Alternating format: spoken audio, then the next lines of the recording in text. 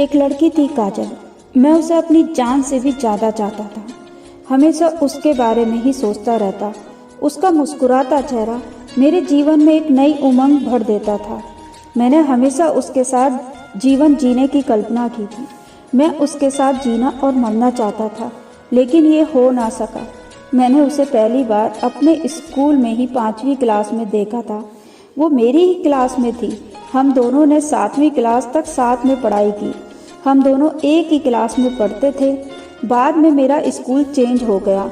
जब मैंने उसे पहली बार देखा तभी मेरे दिल में कुछ कुछ हुआ और समय के साथ साथ मेरा प्यार बढ़ता गया। वो मेरी ही कॉलोनी में रहती थी। मैं रोज़ उसे देखने के लिए गली से निकलता था।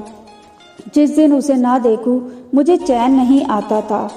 मैंने काजल को अपनी बचकानी हरकतों के कारण उसे कभी ये एहसास ही नहीं दिला पाया कि मैं उसे कितना प्यार करता हूँ।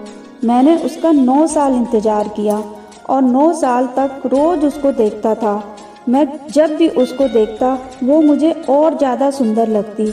मेरे लिए वो दुनिया की सबसे हसीन लड़की थी। मैंने उसे 3 बार प्रपोज किया, लेकिन उसने हमेशा मना कर दिया। लेकिन एक दिन मुझे पता चला कि वो राज नाम के किसी लड़के से प्यार करती थी। मेरा तो दिल ही टूट गया।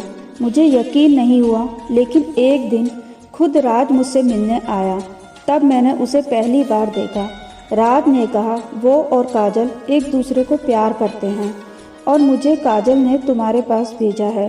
मैं उस दिन अपने आप से ही हार गया और मेरा दिल टूट गया।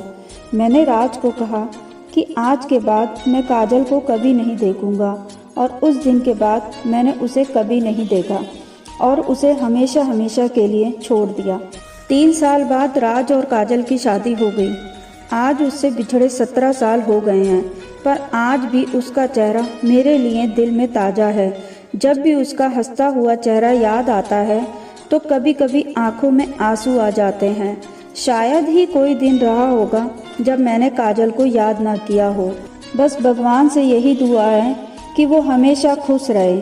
अगर इस जन्म काजल मेरी ना हो सकी, लेकिन अगले हर जन्म में काजल को मेरी ही बनाकर भेजना, बस यही भगवान से विनती करता हूँ।